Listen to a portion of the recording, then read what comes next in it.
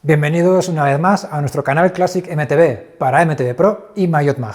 Soy José Crespillo y hoy os voy a guiar en este vídeo donde vamos a desvelar todos los detalles y secretos de una marca y una bicicleta en concreto. Una mountain bike que es parte de la historia por méritos propios, exclusiva, cargada de la mejor tecnología del momento y de una belleza sin igual. Hablo, por supuesto, de la Klein Attitude de 1992.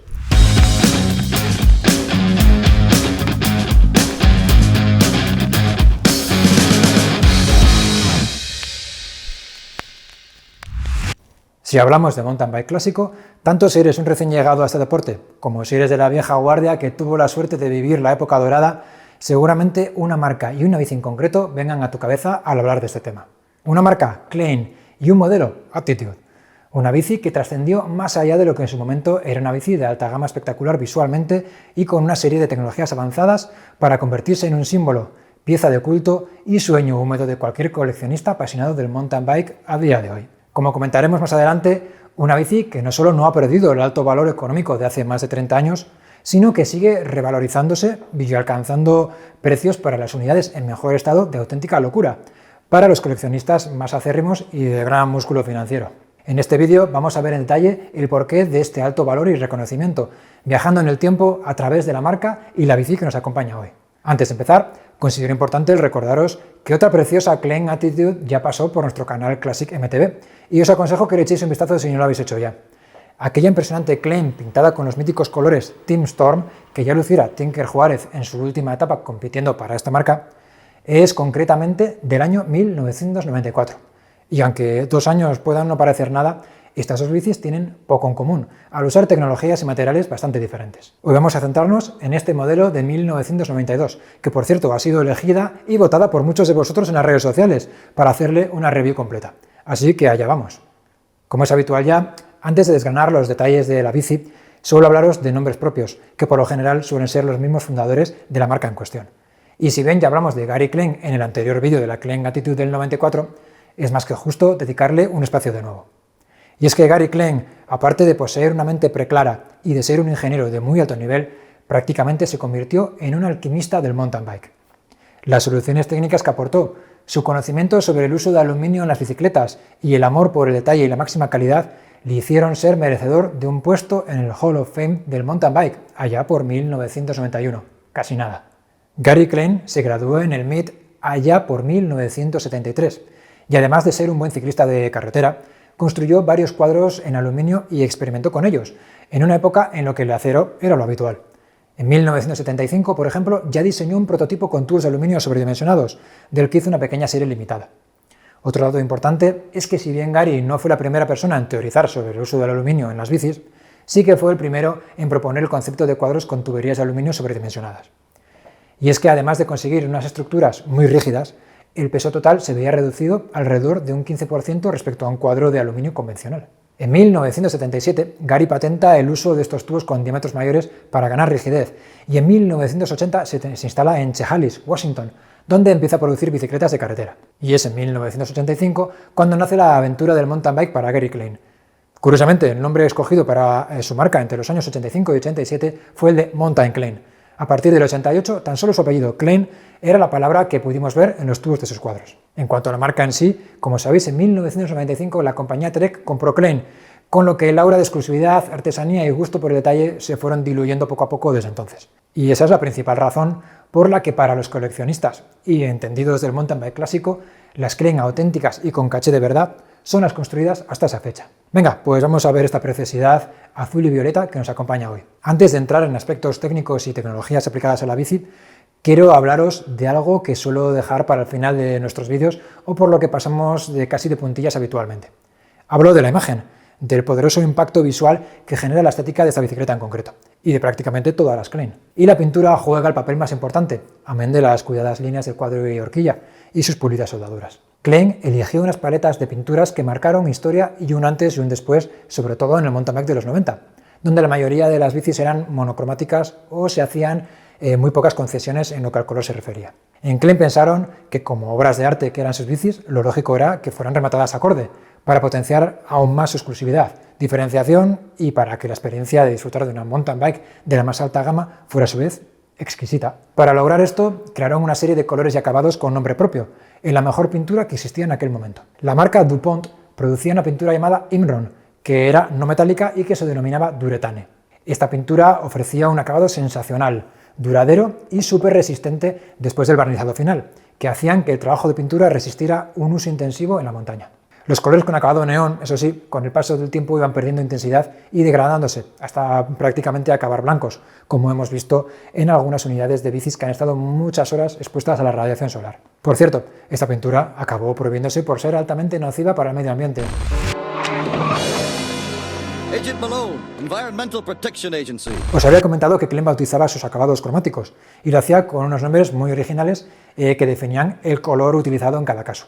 Por ejemplo, la bici que nos acompaña hoy no es solo una Klein Attitude, es una Klein Attitude HLF, acrónimo de Horizon Linear Fade, y recibe tal nombre porque sus colores evocan en este caso los tonos que podríamos ver desde un avión al anochecer o al amanecer al mirar al horizonte.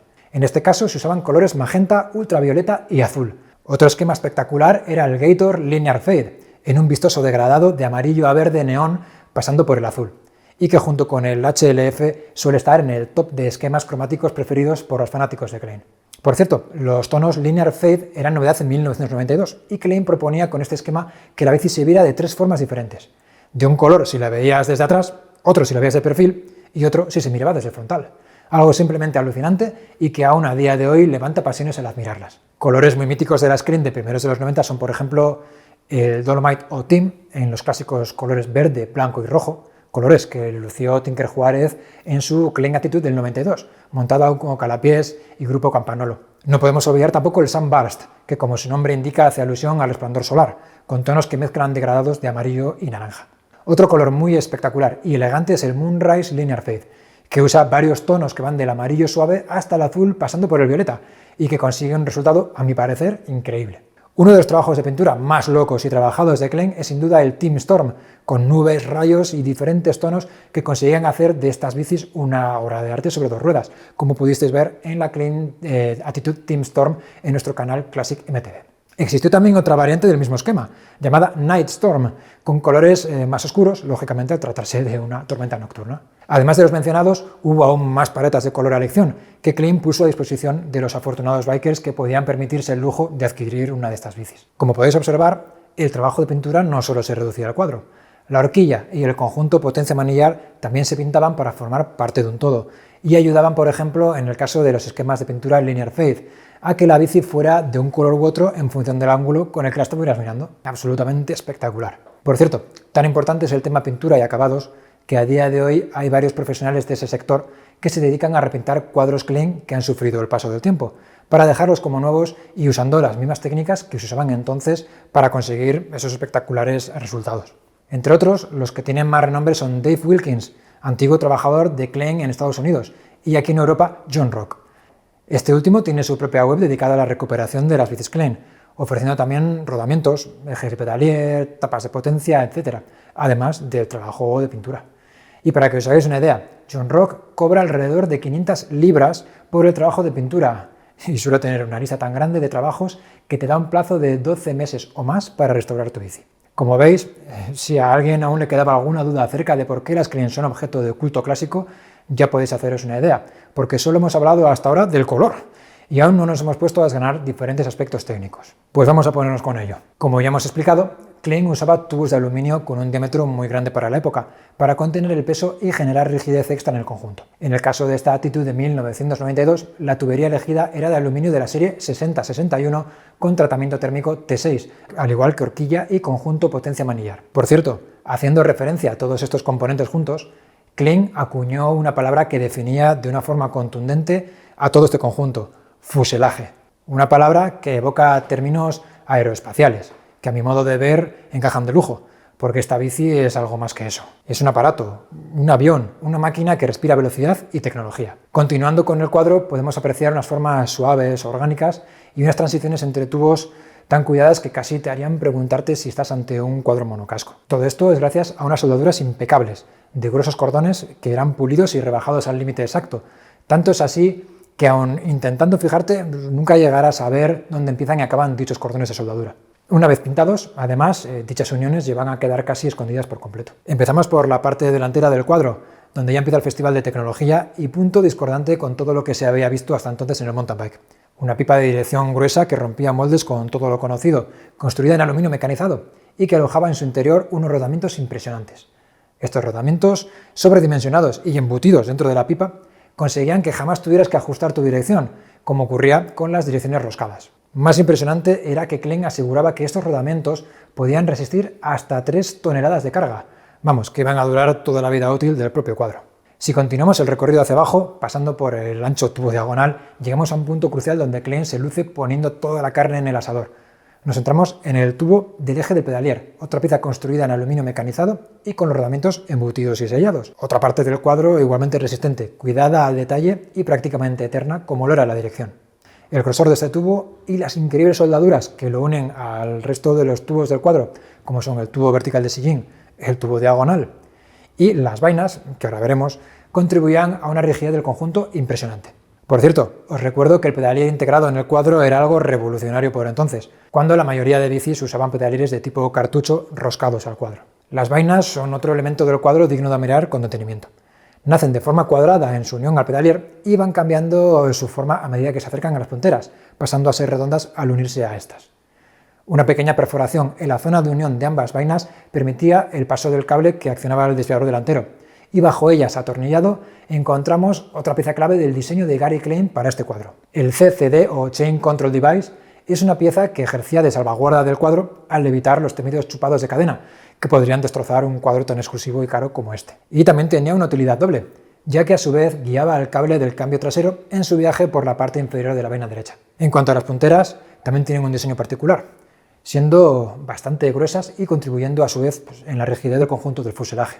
Estas punteras eran curiosamente de entrada posterior al estilo BMX y requieren de algo de paciencia para los que venimos de las típicas punteras de entrada vertical. Por cierto, la puntera derecha también ejerce de patilla de soporte para el cambio trasero, ya que estas bicis no tenían patillas desmontables o fusibles en caso de caída o golpe en esa zona. Pasando por los tirantes, podemos observar su generoso diámetro y unos soportes para los frenos cantilever a su vez gruesos y resistentes. Esto también era de máxima importancia, ya que gracias a este diseño sobredimensionado se conseguía que el cuadro apenas flexara con la fuerza de los frenos cantilever, consiguiendo un tacto firme, directo y mucho más potente que la mayoría de cuadros que solían retorcerse en esa zona en concreto al apretar fuerte el freno trasero. En el cruce de los tubos vertical y horizontal podemos observar que el tubo vertical o del sillín se eleva unos centímetros sobre el horizontal. Esto es debido a que, si bien la geometría de estas bicis eran aún clásica y un poco cuadrada, esta Attitude ya tenía un poquito de slooping. Este tramo de tubo vertical extra se hacía más largo cuanto más pequeñas eran las tallas, ya que el slooping era mayor y muchos usuarios preferían usar tallas pequeñas con una tija de sillín más larga y fuera del cuadro. De esa forma, también se protegía esa zona del cuadro frente a posibles fisuras producidas por las tensiones de una tija muy larga. Para rematar el repaso al cuadro, no podemos dejar de mencionar el guiado interno de los cables. Un trabajo realizado con el máximo esmero y dedicación, usando unas guías internas plásticas y con unos remates en las entradas y salidas dignas de ser admiradas. A muchos recién llegados al mountain bike que estéis viendo este vídeo, podría pareceros algo básico, acostumbrado a los vídeos actuales. Pero recuerdo, hace 30 años que esta bici salió al mercado y llevaba soluciones técnicas que no hace tanto que se han estandarizado en el ciclismo de montaña actual. Como podéis ver, el cable del freno trasero sale por la parte izquierda del tubo horizontal en su camino al tope entre los tirantes. Y los dos cables de cambio salen por la parte inferior del tubo diagonal con sus guías de plástico, directos a la pieza que los envía a sus respectivos destinos. Os mencioné al principio del vídeo el concepto de fuselaje. En el fuselaje, el combo de potencia y manillar y la horquilla formaban parte de un todo. El conjunto de potencia y manillar en una sola pieza era otra genialidad de Klein que ofrecían sus Attitude y Adroit, aunque también se vendía suelto por si querías adaptarlo a tu bicicleta con dirección de cuña convencional. Esta pieza, que ahora parece querer ponerse también de moda en las mountain bike de carbono actuales, pesaba entonces unos ridículos 355 gramos y estaba construida en el mismo aluminio con tratamiento térmico T6 que el resto del cuadro. Un peso increíble teniendo en cuenta que a la potencia del manillar hay que añadirle la caña con su ajuste correspondiente y el tornillo de aprete, que en este caso era de titanio. Una auténtica virguería, vamos. Por cierto, este sistema fue bautizado como MC1, acrónimo de Mission Control One. Diferentes evoluciones de este sistema fueron el MC2 que pudimos ver en nuestra Klein Attitude Team Storm de 1994, parecido a un sistema de AGEAD pero con un ajuste especial. Y a partir de 1995 y con la llegada de Trek, pudimos ver el MC3, que era básicamente una potencia head normal, con un diámetro de tubo de dirección superior y ya sin manillar integrado. Y seguimos con el fuselaje. Ahora toca hablar de la horquilla. En este año 1992, Klein prescindía de la horquilla rígida que llevaban sus bicis de generaciones anteriores, que usaba dos tubos soldados a los brazos de la horquilla. Aquel viejo modelo tenía sus detractores, pero como decía, en este año 1992 Klein ofrece una nueva horquilla Unicrown que visualmente es una maravilla y casa a la perfección con el resto del cuadro, ofreciendo ligereza, rigidez y una estética impresionante. Por cierto, hablando de horquillas, hasta este momento las bicis Klein no permitían el uso de horquillas de suspensión, que ya empezaban a ponerse de moda y a ser demandadas por los pilotos profesionales. De hecho, Tinker Juárez llegó a estar bastante mosqueado por esto, precisamente hasta este año 1992. Tras un acuerdo con RockSox y gracias a un sistema de adaptador para la particular dirección de latitud, se podía conseguir el modelo Mach 20 de aquella temporada decorada con el esquema de pintura de la bici, al igual que la horquilla rígida de serie. Todo esto estaba muy bien, pero para mí, como para la mayoría de amantes de las bicis Klein, si es con horquilla rígida, mucho mejor. Para continuar el repaso a esta Klein Attitude de 1992, cabe mencionar que Klein ofrecía en su catálogo varias opciones de bici montada completa con grupos Shimano XT y XTR, una versión con grupo Campanolo Record OR y otra versión denominada Ultralight con un popurrí de piezas que iban desde Grip Shift a Suntour junto con otras piezas más exóticas. A todo esto había que sumarle el conjunto de fuselaje que se vendía también suelto. Esta bici en concreto se trata de una restauración que he realizado a mi gusto, partiendo de un fuselaje previamente restaurado por completo. Mi intención en este caso era el realizar un montaje donde predominasen los periféricos en color negro para darle mucha presencia al esquema Horizon Linear Fade del conjunto. Escogí piezas de la época que casaran bien con todo a nivel visual, algunas de ellas exóticas y raras de encontrar a día de hoy, para hacer de esta una bici que respirase auténtico estilo clásico. Para la transmisión escogí desviador, cambio trasero y cassette del recién nacido en 1992 Shimano XTR, en su configuración de 3x8 velocidades. En cuanto a los mandos de cambio, en mi personal opinión no hay nada más clásico y con estilo retro que unos zombies por encima del manillar. Así que escogí los del Shimano Deore XT de última generación, que como quizás muchos de vosotros sabéis, venían con sus 7 posiciones predeterminadas, pero escondían un clic extra, por lo que eran totalmente compatibles con el cambio de velocidades del XTR.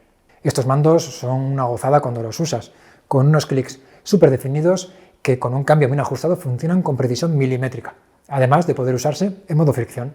Completamos la transmisión con alguna de las piezas exóticas que os comentaba. Las bielas, por ejemplo, son unas Cup Bros Racing en color negro, construidas en aluminio y con las bielas ahuecadas por su parte inferior. Y ya que estamos hablando de esta marca y de piezas raras exclusivas, tenemos que hablar del juego de cierres rápidos. Y es que los tres, los de ambas ruedas y el del cierre del sillín, son también de la marca americana Cup Bros Racing, y además van a juego con las ya mencionadas bielas. Unas piezas pequeñas pero elegantes y difíciles de ver habitualmente. Al igual que las bielas, están construidos en aluminio y llevan el nombre de la marca grabado sobre el fondo negro. En el apartado frenos volvemos a ver piezas del grupo Shimano XTR M900 del 92, como son los cantilevers. Unos frenos que transmiten un tacto directo y agradable en la maneta, de perfil bajo y diferenciados en tamaño, siendo más grandes los delanteros que los traseros. Pero para terminar con el apartado de la frenada, debo hablaros de las manetas. En este caso elegí unas de aluminio, específicas para frenos de tipo cantilever de la marca Paul. Son unas manetas muy bien construidas, sin holguras o juego entre la palanca y el cuerpo de la maneta, y que dan el toque perfecto a la frenada gracias también a los propios frenos XTR. Si os fijáis, he añadido también unas pequeñas piezas de goma texturizada para aportar un mejor tacto y agarre en los dedos. Se trata de los Tioga Brake Timers, algo bastante usual en aquella época. Completando el cockpit, no podían faltar unos puños míticos y usados por la mayoría de pilotos de la época, los Audi Attack, con un peculiar estriado de goma que los hace cómodos, reducen vibraciones en las manos y agarran bastante bien. Para la tija del sillín contamos con unas sincros en color negro y sin logos en medida 31/6, acompañada del ya clásico entre los clásicos sillín Sei Italia Flight Titanium. Y vamos a acabar esta review con el juego de ruedas. Ambos aros son unos Mavic 217 Sub Ceramic que, como su nombre indica, poseen un acabado cerámico en su superficie de frenado para incrementar la fricción con las pastillas de freno y así generar algo más de potencia. Este acabado también conseguía algo más de durabilidad a la llanta, que con el sistema Sub hacía que la soldadura de sus extremos durante el proceso de fabricación quedase de algún modo totalmente oculta y con una transición suave. En la rueda delantera, el aro se une a un buje Sun-Ringlé con el radiador recto o radial.